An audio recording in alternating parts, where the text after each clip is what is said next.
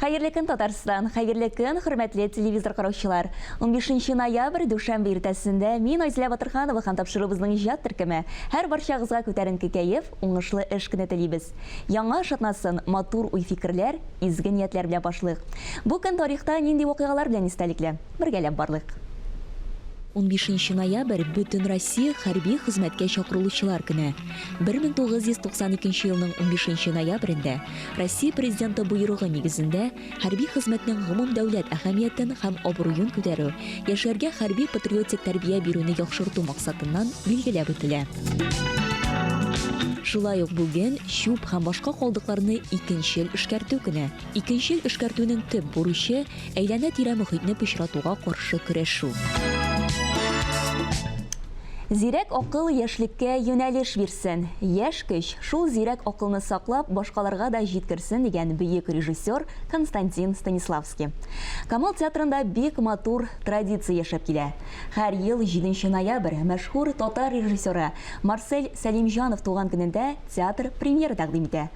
Шулай ук тагын бер күркәм гадәт, Марсель Сәлимҗанов исемендәге республика күләм театр сәнгать өлкәсендә казанышлар өчен премияләр тапшырыла. Быел әлеге премиягә күп еллык нәтиҗәле иҗади, педагогик, иҗтимагый эшчәнлеге һәм татар театр сәнгатен үстерүгә зур өлеш керткән өчен Татарстанның халык Россиянең атказанган артисты, педагог һәм режиссер Илдар Хәйруллин лаек булды. Исәнмесез? Илдар әфәнде, исәнмесез? Хәерле көн, бик шатбыз сезне студиябызда күргән. Рәхмәт. Мин дә шулай ук шатланам. Һәм чын күңелдән сезне әлеге премиягә лаек булуыгыз белән котлыйбыз. Рәхмәт. Сезгә театр дигән гаҗәеп дөньяны ачкан, режиссер һәм актер булырга юнәлеш биргән кеше ул әлбәттә инде Марсель Сәлимҗанов. Һәм аның исемендәге шушы премиягә лаек булу сезнең күңелегездә нинди хисләр уятты? Хисләр күп. Татар театр сәнгатендә иң югары мәртәбәле премияны бирү әлбәттә зур шатлык һәм ниндидер җаваплылык таләп итә. Минем яшьтә бит инде сабырлык керә, акыл керә, мудрость килә диләр бит инде. Шуңа күрә бала чага кебек андый премияларга шатланып, сикереп, җырлап йөрмисең, киресенчә моңсуланып, тормышның тагын бер этабы узган икән. Рәхмәт, бик зур рәхмәт. Күргәннәр минем хезмәтемне шулай бәяләп премия биргәннәр икән. Бигрәк тә күңелле булып китә, чөнки иң беренче бу премияны театрыбызның иң күренекле, иң көчле артистларның, иң зур артистларның берсе Ринат Таҗдиновка биргәннәр иде. Шуңа күрә ул командага ләгү бик шатлыклы һәм бик җаваплы әйбер. Әйе, шул вакытта горурлану хисләре әлбәттә, әйеме? Әйтәм бит, горурлану алай түгел, гел башкачарак карыйсың, җаваплылык, андый бер җаваплылык таләп итә. Сез 16 яшыгызда Казан егете, Казан театр училищесының атлап керәсез дип әйтергә кирәк инде. Һәм шул вакытта сезне беренче булып Марсель Хәкимҗан улы Сәлимҗанов күреп ала. Менә шушы матур мизгелләрне әйдәгез әле искә төшереп үтик. Күптән узган эшләр. Менә мин бит Казанда яшәдем, шуннан соң кайбер төбәкләрдә яшәгәч, ул вакытта татарча сөйләшергә ярамыйдыр, бик теге хупламыйлар, интернационал дип башны катыралар иде, кибеттә, урамда сөйләшеп булмыйдыр, детсаты, урысча мәктәп, урысча, мин русча укыган, русча белгән кеше. Шуннан соң бер заман театр училищесына килгәч, безне Марсель абый үзенең беренче наборын җыйганы, театрга килгәч, менә беренче татар студиясын җыйды. 23 шәкерт җыйдылар, шуларның бөтенесе дә татарча беләдер, бер кеше татарча белмидер, анысы да мин татарча белмидер. Кайдыр татар икәнлегемнән оялып тайыдырым, әлбәттә кычкырып йөрмидер.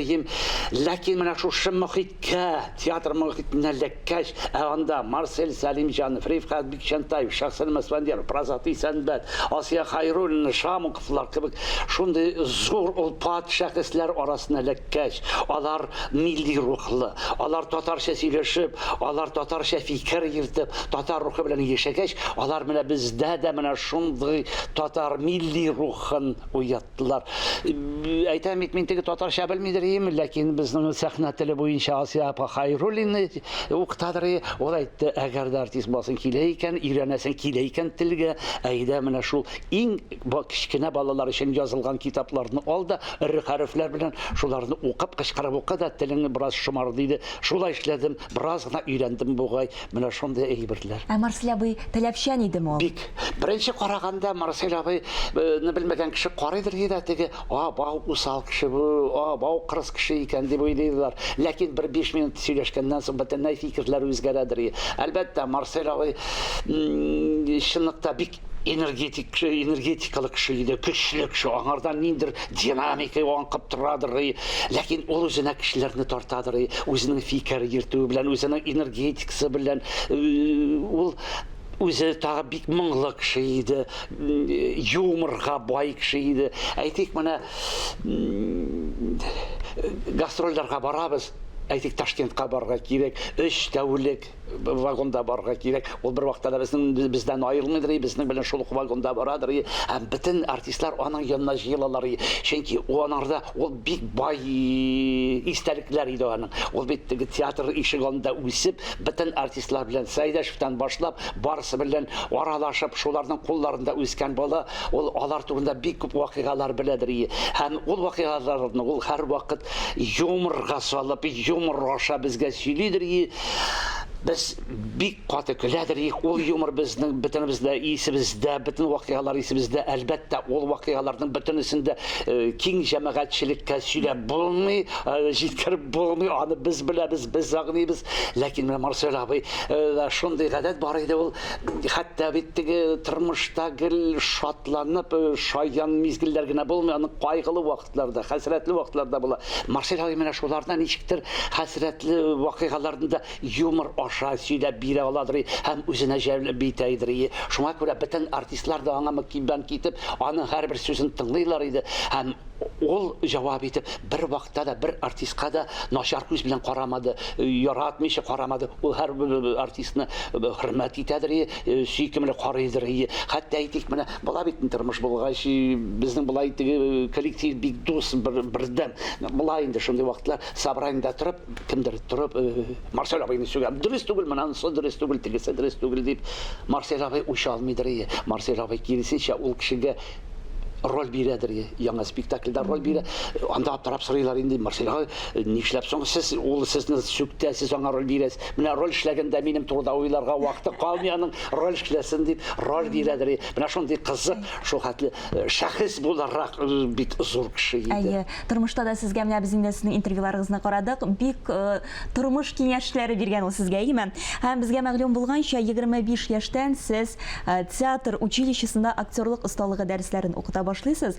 Һәм бу шулай ук Марсель Сәлимҗанов хәер фатихасы белән була, әйе бит. Һәм менә ул әйткәннәрне хәзерге буынга җиткерү, ул берникадәр җаваплылыктыр, әйеме?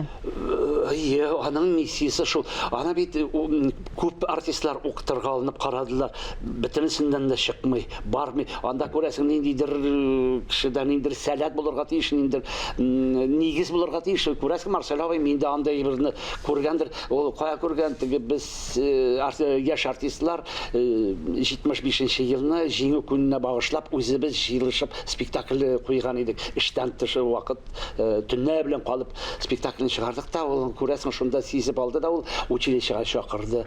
Менә 75-нче елдан бирле театрда 54 ел эшлим, педагогика белән 46 ел шөгыльләнеп, әлбәттә бу еллар буенча үземдә тәҗрибә алды, ләкин менә беренче 2 курста, 2 наборда Марсель абый янына утыртадыр иде.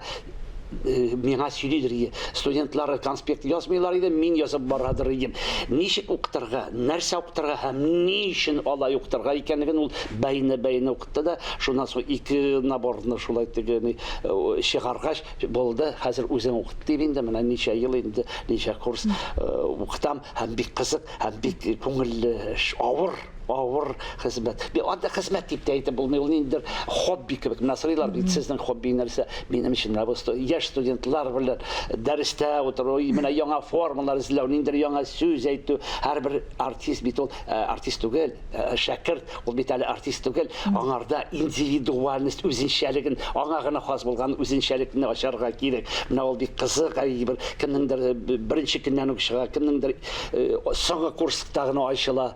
Шуңа күрә алар белән гел эзләнү, гел яңалык, гел яшь артист шәкертләр, яшь компания дигәндәй, мин алардан энергетика алам, алар миннән ризык алалар. Менә ул алмаш тилмәш булгач, бик әйбәт нәтиҗә бирә. Аллага шөкер, болай зарланырлык түгел. Илдар әфәнде, менә бик күп журналистлар сезгә әлеге сорауны бирә, һәм инде аның җавабын да без беләбез.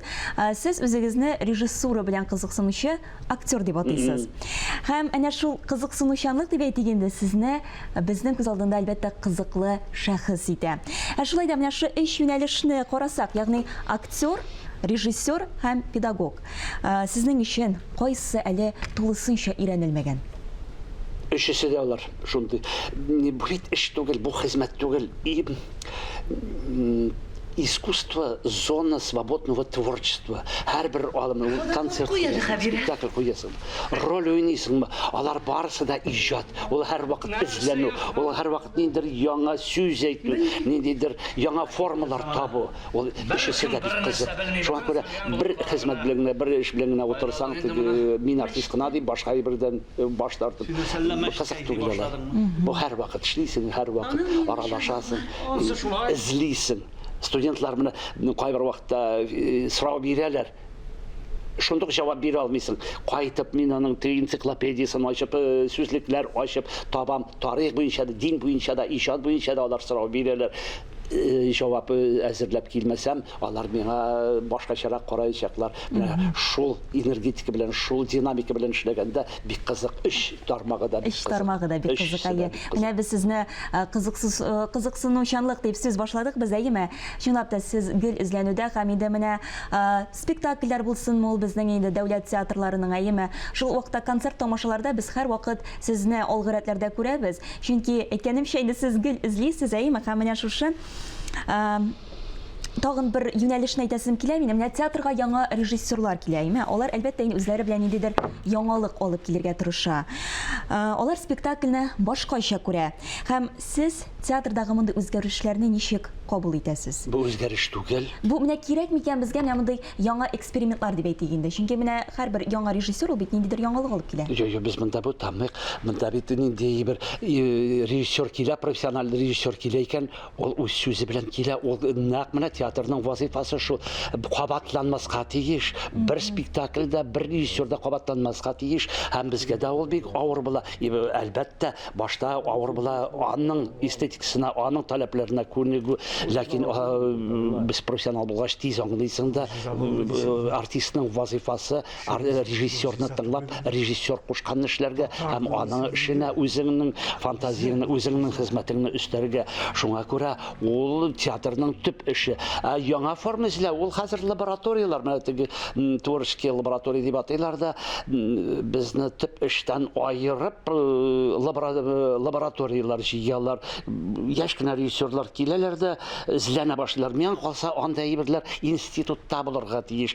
Театр һәм лабораторияны, әйдәгез театрда лаборатория уздырабыз дигән әйбер бик үк дөрес түгел. Чөнки театрда һәрбер яңа спектакльне репетируй та башлау үзе бер лаборатория. Чын мәгънәсендә эзләү, яңа форма эзләү, кабатланырга ярамый бер спектакльдә дә. Шуңа күрә чын академия белемле кешеләр, алар белән бөтенесе дә шушы лаборатория үткәрәләр.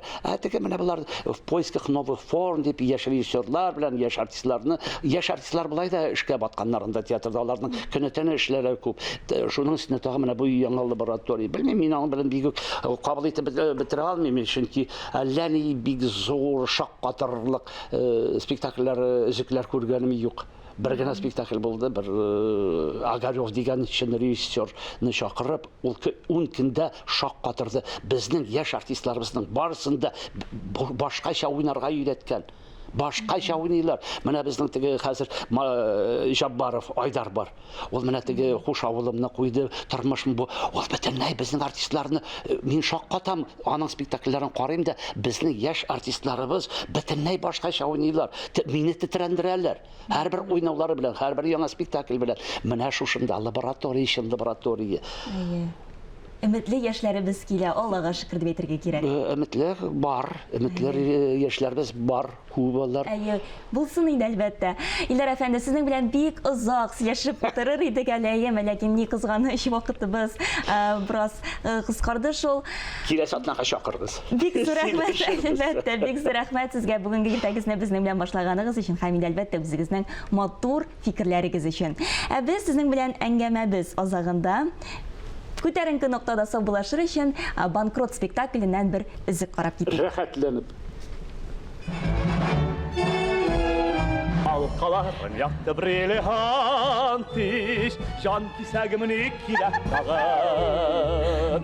Her nesneden senin akibatiş, can kisəgimin ikide dağın. Sin telagiş mina, sin salatiş, can kisəgimin ikide dağın. Hayat iş mina, sin mematiş, can kisəgimin ikide dağın. Хәерле көн, Татарстан тапшыру үз эшен дәвам итә. Татарстанның Дәүләт сынлы сәнгать музеенда 6-нчы халыкара җайдак басма графика биенналь күргәзмәсе ачылды. Тулырак хәбәрчебез Ләлә Зәйнуллина репортажында. Татарстан Республикасы Дәүләт сынлы сәнгать музееның Хәзинә галереясында 6-нчы халыкара Казан җайдак басма графика биенналь күргәзмәсе эшләй. Казанны Россиянең графика сәнгате үзәгенә әверелдергән графика коллективы хөрмәтенә ул җайдак дип атала. Казан биеннале 2011 елдан бирле үткәрелә. Быелгы чара Татарстан Республикасында туган телләр һәм халыклар бердәмлеге елына багышлана. Сатинг дип атала торган күргәзмә була бу. Бу күргәзмәдә 22 илдән килгән эшләр күрсәтелә. Монда Казан шәһәреннән килгән эшләр дә бар һәм төрле бүтән Россия шәһәрләреннән. Монда Австралия, Индонезия, Кытайдан эшләр дә килде. Һәрбер эшләрне башта фото рәсемнәре белән күрсәтеп, судьялар шул эшләрне сайлап, һәм аннан соң инде почта аркылы ул эшләрне безгә җибәрделәр.